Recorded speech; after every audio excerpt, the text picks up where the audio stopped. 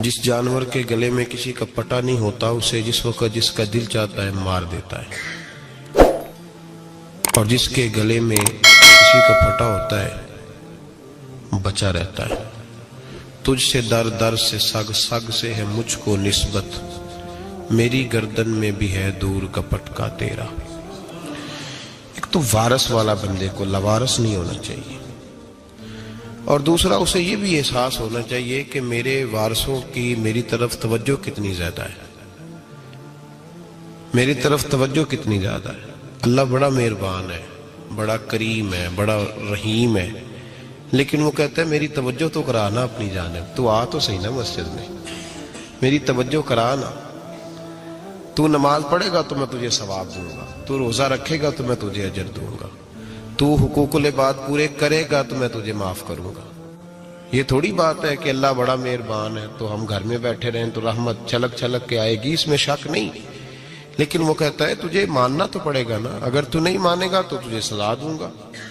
ایک تو وارث والے بنے، لوارث نہ بنے، اور دوسرا یہ خیال کریں کہ اگر میرا کوئی وارث ہے، میرے اگر کوئی آقا ہیں تو میں نے کس حد تک ان کی توجہ اپنی جانب کرائی ہے۔ اعلیٰ حضرت فرماتے ہیں کیسے آقاؤں کا بندہ ہوں رضا، بول بالے میری سرکاروں کے۔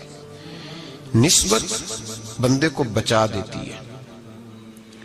جب کسی کا کوئی وارث ہوتا ہے تو لوگ کہتے ہیں ستّی خیرہ، میں کہتا ہوں اسے ساری خیر ہی ہوتی ہے، 7-8 نہیں، ساری خیر ہی ہوتی ہے۔ مجھے دشمنوں نہ چھیڑو، میرا ہے کوئی جہاں میں۔ جب کوئی وارث ہوتا ہے نا تو پھر انسان بچا رہتا ہے۔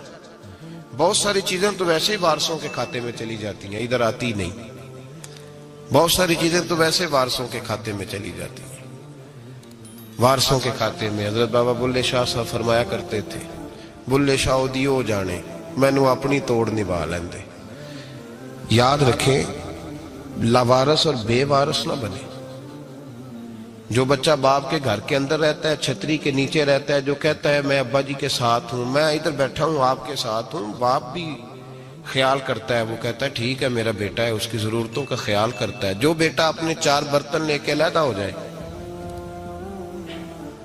ابا جی پتہ اسے کیا کہتے کہتے کماتے کھا موج کر، اب کماؤ اور کھاؤ، بات ختم ہو گئی۔ جب تک تو میری چھتری کے نیچے تھا، میری ذمہ داری میں تھا، اب موج کرو۔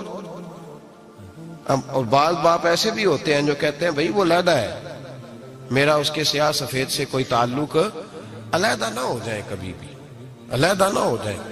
جڑی بکری اجڑوں بچھڑی وہ بگیاڑا جوگی، علیحدہ نہ ہو جائے، اندر رہیں، چھتری کے نیچے رہیں، ادھر ادھر دائیں بائیں نہ بھاگیں۔ قرآن مجید فرقان حمید کی سورہ انفال کی آیت نمبر 33، کفار مکہ نبی پاک صلی اللہ تعالی علیہ وسلم سے کہتے تھے کہ اگر ٹھیک ہے ہم نہیں مانتے معاذ اللہ تو آپ اللہ سے کہیں ہم پہ پتھر نازل کریں، آپ کہیں اللہ سے عذاب نازل کریں، کہیں اللہ سے۔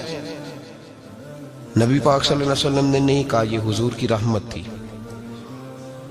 حضور نے کہا ہی نہیں کہ یا اللہ تو نازل فرما پتھر۔ کافر کہتے تھے کہیں اللہ سے پتھر نازل کرے، تو اللہ پاک نے سورہ انفال کی آیت نمبر 33 میں فرمایا محبوب وما کان اللہ لیعذبہم وانت فیہم، اللہ کا کام ہی نہیں انہیں عذاب دے، اللہ کا کام ہی نہیں، محبوب میری رحمت کو گوارا نہیں، کیسے عذاب دوں، وانت فیہم، تو جو ان کے درمیان موجود ہے۔